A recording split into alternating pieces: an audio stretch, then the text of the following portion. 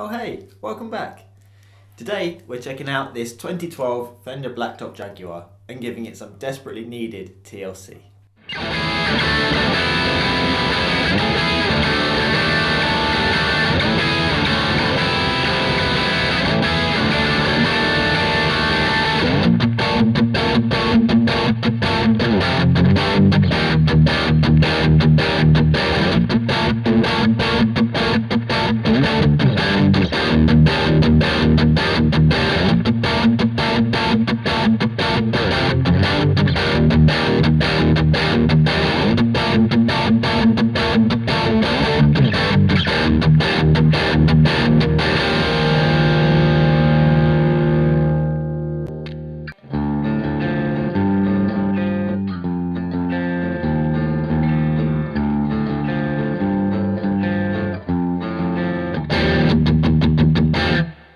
This guitar belongs to my dear friend and bandmate Skegg. We're in the band SADFACE together. If you haven't checked this out yet, please do. The link is always in the description below. He plays drums in SADFACE, but he also plays some guitar and mandolin as well.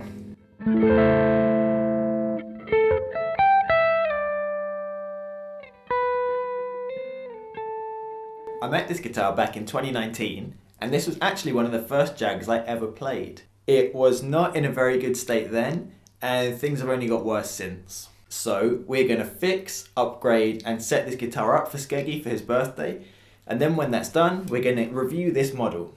There's a few different HH Jags on the market now, so we're going to have a look at whether this one would be worth your while if you see one coming up secondhand. But let's jump into what this guitar is, and then we'll see what needs fixing.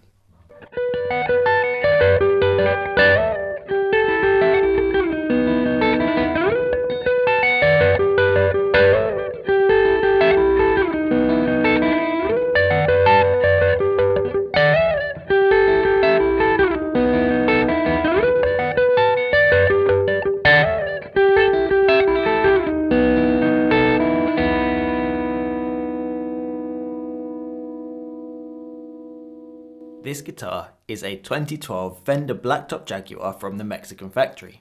It has an alder body finished in a gloss black polyester finish. It came with a maple neck and a rosewood fretboard with a modern 9.5 inch radius and a gloss urethane finish. It has a 24 inch scale length and 22 medium jumbo frets. The profile is described as a modern C shape with a 42mm nut width or 1.65 inches.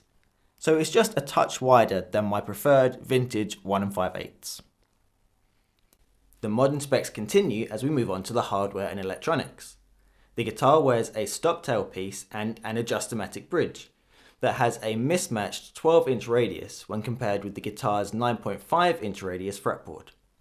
It has two hot vintage Alnico humbuckers that Fender described as overwound and designed to deliver massive high gain power and a new sonic personality for the Jaguar. It has simplified wiring with just a volume, tone and 3-way toggle switch and no rhythm circuit or strangle switch that would normally be found on a Jaguar. The whole thing has a very nostalgic 2010s kind of vibe to me. It looks like it would be perfectly at home in a Blink-182 or Lower Than Atlantis or 4 Year Strong music video, and I really like that kind of aesthetic. I don't know if it's just me, but it looks kind of dated already, but in a way that I really like.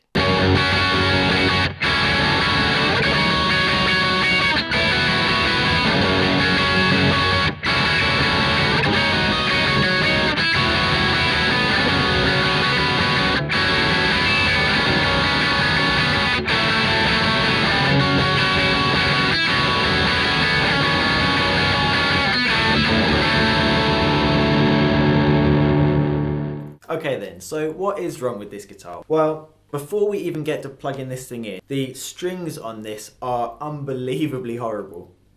I've tried to take some photos of the condition of the strings, but the photos don't really do it justice. I don't think this guitar has ever had a setup either, from the action to the neck relief to cleaning and oiling the fretboard, nut slots, pickup height. The whole thing is a bit of a mess. I'm sure this guitar can play really nicely and I want it to play the best it possibly can for Skeggy, so we've got some setup work to do to make that happen.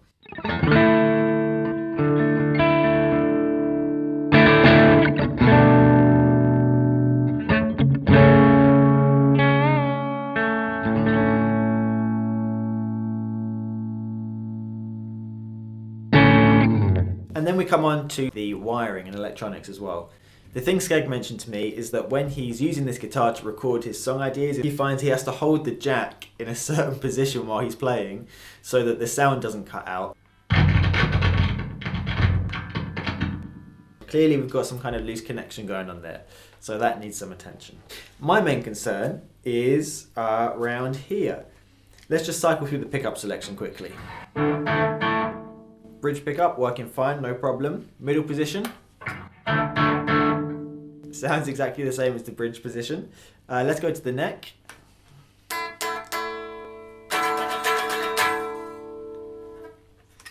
The neck pickup is almost completely dead. There's a tiny bit of signal coming out of the amp, so something is clearly wrong there. I'm hoping it's just the switch and we'll just get this rewired or get the switch replaced, but it's possible that there's a problem with the pickup as well.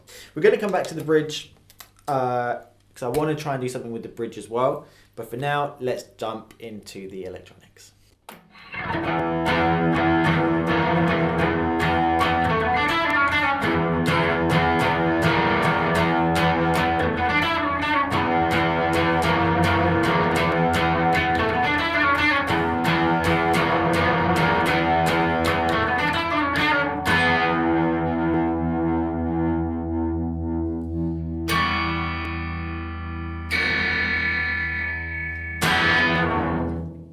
Skegg's given me permission to take this beer can sticker off the guitar so I can take the pick guard off and have a look inside and get everything working. So that's what we're going to do next.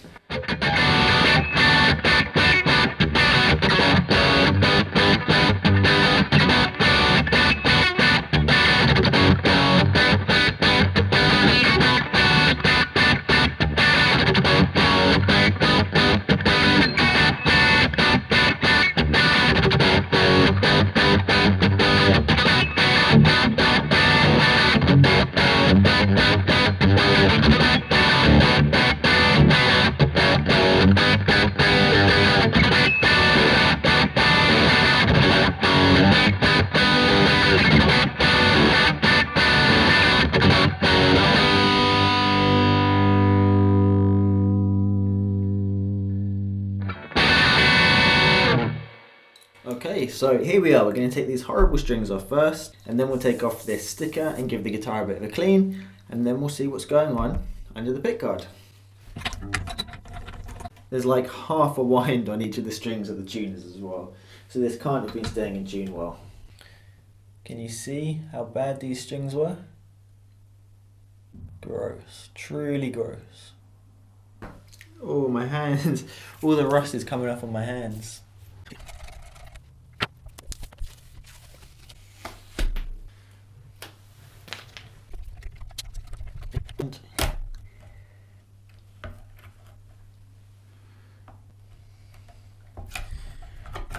I'm not sure this wiring is original. I wonder if the pickups have been swapped. Yeah, two 500k pots. And a B, whatever B means. But there's a few interesting things over here. Let's take a closer look. The first thing that I wasn't expecting to see here was these bridge thimbles. I thought we would have normal adjustomatic bridge thimbles, and I was going to do a nice conversion job for Skeggy to a normal offset bridge. But here, these thimbles are not what I was expecting, and I'm not sure how that will affect our plans. Secondly, it looks like someone has been in here before us. Can you see this? That will be why the neck pickup wasn't working, because it's not connected. And also, I'm not sure that Fender would have been using masking tape like this. What's going on here? Yeah, I'm not sure that's original. Let's quickly take the pickups out. That looks very much like a cheap stock Fender pickup. So what's going on? Is that really stock Fender wiring? That looks pretty shoddy. What have we got here? This is a stock pickup too. It looks like Skeggy's output jack doesn't have a ground connection on it. Where is the ground? There just isn't one. Yep, okay, there just isn't a ground. And doesn't look like there ever has been. So we'll get a ground connection on there. The switch isn't grounded either.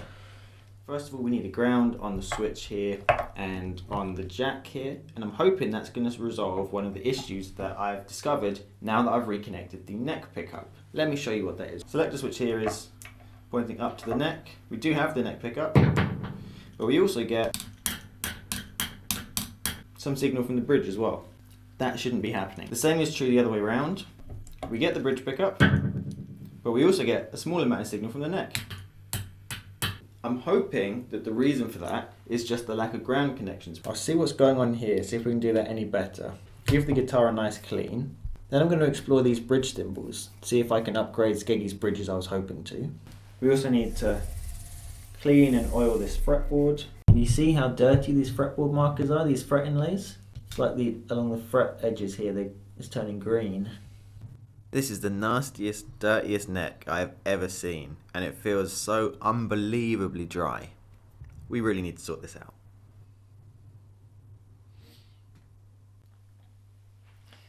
Yeah, that's grimy. I've just spent a good couple of hours cleaning and oiling this, and look how much nicer that's looking now.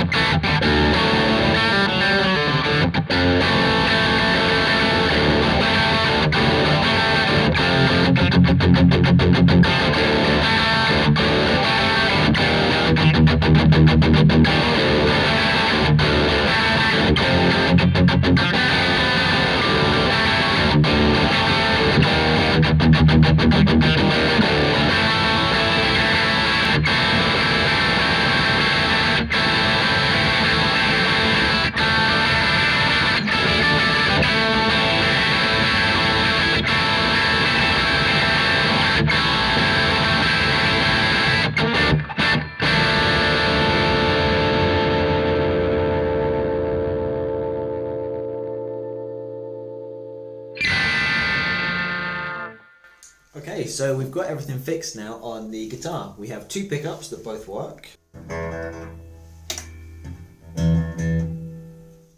When we have the neck pickup selected, we're not getting any signal from the bridge pickup now, which is great. And when we have the bridge pickup selected, we're not getting any signal from the neck pickup now. So that's all good. We also have an output jack that doesn't crackle if we move the plug. So that's all good too. So all I did here was rewire the switch here to give the bridge and neck pickup separate grounds. It shouldn't matter, but I just did it anyway. I also put a ground to the selector switch and to the jack, and I bent the lug on the inside of the jack in slightly just to make sure I was making better contact with the jack plug. And now we don't have any of those issues. We have this Casterbridge on here, so now the bridge and the strings are at a 9.5 inch radius to match the 9.5 inch radius of the neck. So I wasn't able to do the bridge conversion process that I was hoping to do. I was hoping to take one of these M8 by 12mm grub screws and place it in a traditional Tune-o-matic thimble like this. What that enables you to do then is to sit a traditional Jazzmaster bridge right in that grub screw, and it's a really easy, really cheap conversion process. Unfortunately, this guitar uses USA style ABR1 bushings and bridge posts, so that meant that conversion wasn't possible. So I discussed the options with Skegg. I advised him that there were some issues with the stock Tune-o-matic bridge. The D string seemed to be filed too deep and it was creating an unpleasant resonance behind the bridge. And I explained to him the problem in general of using a 12-inch radius bridge on a 9.5-inch radius fretboard. He agreed that it sounded best to swap the bridge out, and he was happy for me to modify his guitar in order to do that. So we increased the 7mm bridge thimble roots in this guitar to 9mm to accommodate Fender made in Japan offset bushings. We then placed some of these nylon shoulder bushings inside the thimbles to stop the bridge from rocking, because Skeggy's not going to want a rocking bridge with a stop tailpiece. This has a fixed 9.5 inch radius and it is mounted on a Fender Japan bridge base. This bridge fits in here really nicely, the strings stay in place really well, and it just makes the guitar feel so much better to play now. We've cleaned the guitar, we've got rid of all the sticker residue, all the dirt and dust, and it's looking really, really nice now. We've set the pickup heights to get an even output from the neck and bridge pickups and a nice middle position tone. We have set the action, the intonation, nut slots were actually fine, so that's great. And we've strung it up with a really nice set of 11 to 49 strings by Elixir. I have only played Elixir for about the last 10 years because I'm one of those horrible sweat monsters that can make a normal set of strings rust in about 5 minutes, or probably more accurately 2 hours, whereas I can use Elixirs for a year without having any issues with them. And that should mean that Skegg can play this set of strings for the next 5 years before they start to go horrible like his last strings did. I've also spent 2 hours scraping the fretboard clean, and I've oiled it twice, polished it, polished the frets. The whole thing just feels so much nicer now.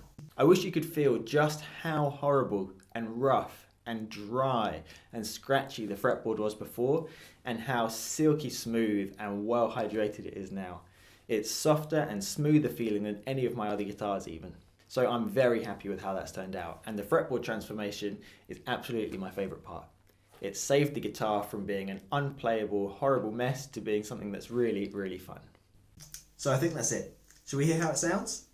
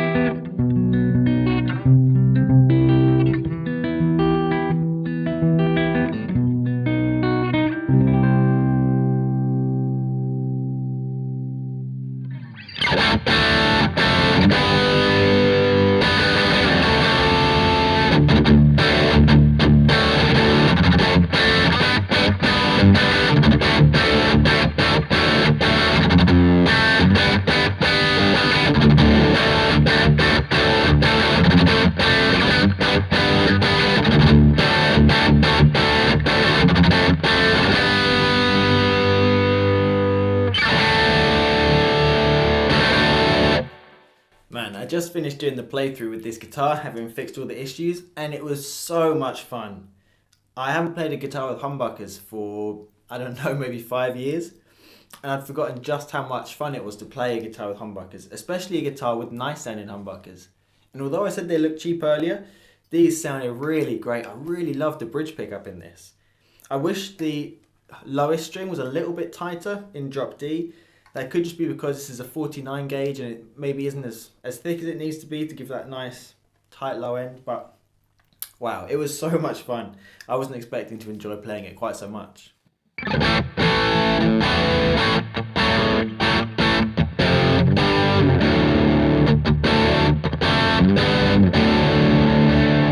I think it sounded really nice in the middle position and the neck position with those kind of pushed AC30 sounds as well with the Victory Copper.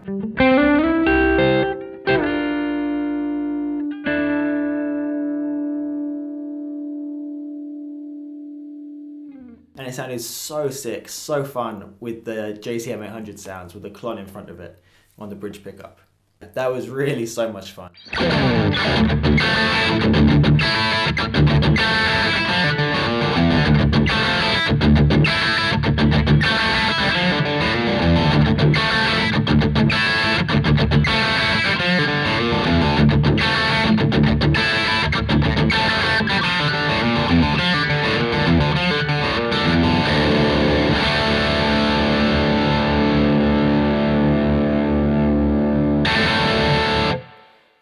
So what is my opinion of this guitar then? If you saw a Fender Blacktop Jag coming up second hand, should you get one? Are they any good?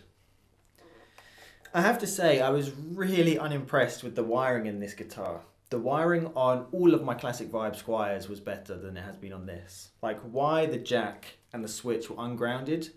Like, there is no reason. Especially when it was causing that annoying kind of weird ghost effect, or the sonic bleed, where when you were on the bridge pickup you would get the neck pickup coming through slightly in the signal. That's really crappy. Like, why would you do that? Again, the wiring on all of my Classic Vibes is better than this. Like, the connections are covered with heat shrink, they're not just covered in masking tape. So I don't understand why that happened. Also, I hate these tuners. They're not good tuners. They don't look good and they don't feel good, especially the B one on this one. When you undo it, when you loosen the B tuner, you have to do it a couple of turns before it will start biting again. That's crappy. And if you're paying like a standard Fender guitar on, you know, a medium budget, you should get better than that. Again, the machine heads on my Squire Classic Vibe, way better. My last criticism, and this really is a personal taste thing mostly, is the choice of bridge that they put on these guitars. I really am not a fan at all of an Adjustomatic on a Jazzmaster or a Jaguar, unless the fretboard has a 12-inch radius. And the reason for that is because the strings in the middle, the D and the G strings, are always going to be way closer to the fretboard than the E and the A strings, because you're putting a flat line or a flatter line over a curved line. So the strings in the middle are always going to be closer than the strings on the outside. The bridge was high quality as well, by the way. It's just the wrong bridge for this guitar. The only benefit to that is if you're really struggling with playing bar chords, like a F sharp minor bar chord,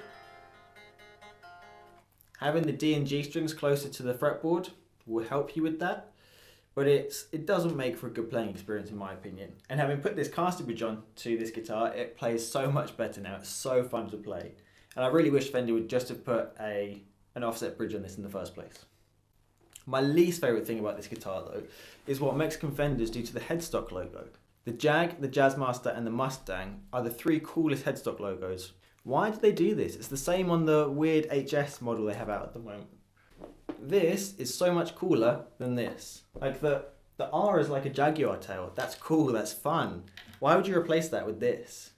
And like, why would you put the spaghetti, the 50s spaghetti logo on a guitar that didn't come out until 62? It just doesn't make sense. I really don't like that they do this. Like, come on, that's a fun R.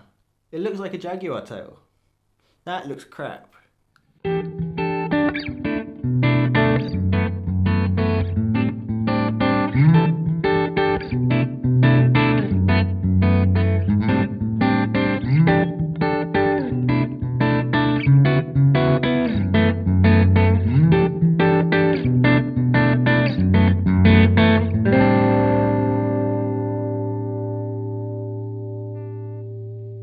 However, the things that are good are really good. It's made out of good woods. Alder is a really nice body wood.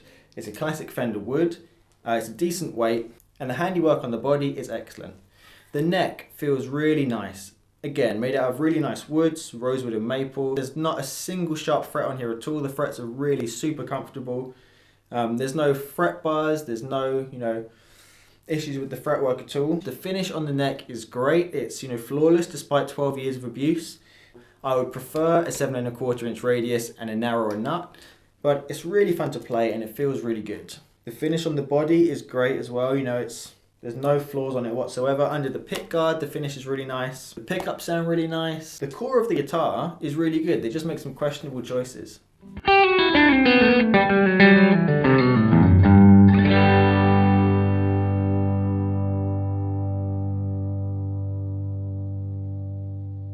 So if you saw one of these for $450, what are your alternatives? There's a lot of HH Jags on the market, and I think that's probably partly down to the popularity of Kurt Cobain using an HH Jag. But that I could think of, there is Squire Contemporary HH Jag, the Fender Classic Player Special HH Jag, the Fender Vintera 60s Modified HH Jag, the Fender Japan Jaguar Special HH Jag, the Fender Mexico Kurt Cobain Signature, the Fender Japan Kurt Cobain Signature, the Fender Japan Limited Edition Adjustomatic HH, the Squier Vintage Modified HH, and this, the Fender Blacktop Jaguar HH. Now, if I was going to buy an HH Jag, I would get the Fender Japan Special HH. There's two reasons for that. One, it has a skinny nut width and a 7.25 inch fretboard radius, which is what all my other guitars have, and that's just my personal preference. But also you still get the rhythm circuit, the strangle switch, and it has more Jaguar character than this. Those go secondhand for about £1,000, so it is twice the price of this or more. Is it really worth twice? I can't imagine it is. This is a pretty fun guitar to play, and despite its foibles, it has a lot of potential to be great.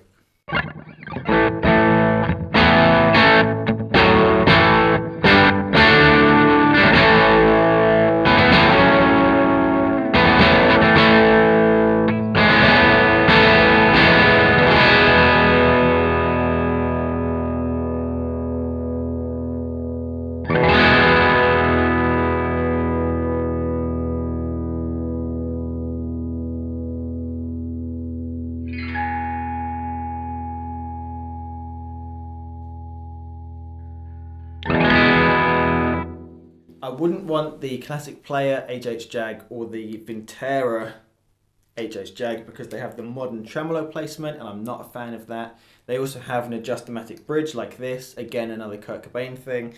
I don't like it. I wouldn't get one of those. Those go for about 700 secondhand. So again, 50% more than this and not better in my opinion. I wouldn't get one of the Kurt Cobain signature models because they're like over $1,000, and I'm actually not that big a Nirvana fan. Especially the look of Kurt's Jag, not for me. I wouldn't get the Squier Vintage Modified because it's super ugly. I really like the look of the Squier Contemporary HH Jags, but they have a 12-inch radius fretboard, which is sensible because they have a 12-inch radius bridge. But it's just so far removed then from my preferred 7.25-inch radius that I don't think it would be super comfortable for me.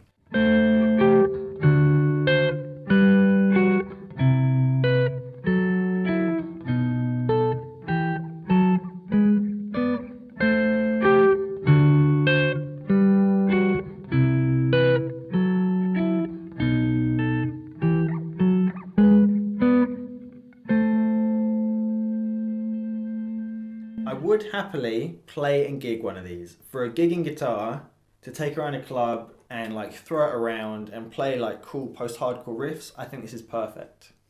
If it was down to me to get an HH Jag, I would either get this one, and I'd get it in silver because I think the silver one looks really nice, or I would save up twice the cost of this and get the Fender Japan HH Special. So there you go. At its core, this is a really good guitar. The components that matter the most, Fender has got it absolutely perfectly nailed on. The things that can be replaced, arguably are better if they are replaced. The wiring, was not impressed at all. The hardware choices, I don't love those, but again, it's not that hard to replace them. The logo, I think this is really crappy, but it doesn't affect the way the guitar plays, it's fine.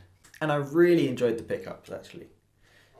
I haven't played humbuckers for so long because I really like bright, punchy, snappy, articulate sounds, which is why I love the Jaguar and Jazzmaster so much.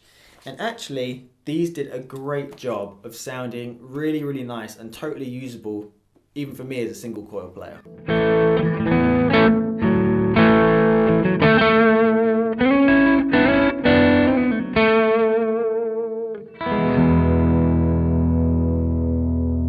I can't wait to get this back to Skeggy, seeing him in a couple of days, and I hope he's going to enjoy the guitar now as much as I did just now.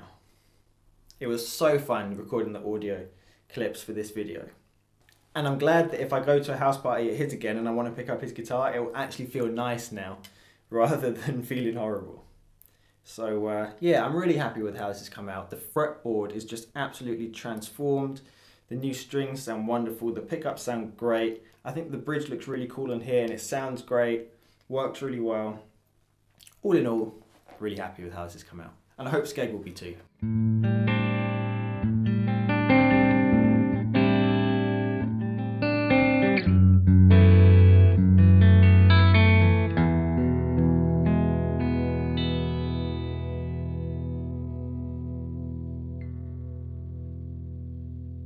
Okay, well that covers everything for today. Let me know if you like this kind of video. If you have an offset guitar that you're looking to get set up in the UK, especially if you live in East London, hit me up, because there are not many people, if anyone in the UK, who is necessarily kind of specialised at setting up offset guitars. In the US, of course, you got Mike Adams, but I'm not aware of anyone in the UK who's advertising themselves as like a specialist setup guy for offsets. I have plentiful neck shims and all sorts of other stuff. I'd happily give your guitar an upgrade or a setup if you're struggling to get it tuned in. If you have any questions about the process I went through, or any of the specifics about this guitar or anything else, please do feel free to drop them in the comments and I will get back to you in as much detail as you would like. Okay, so until next time, take it easy, look after yourself, and we'll see each other again soon.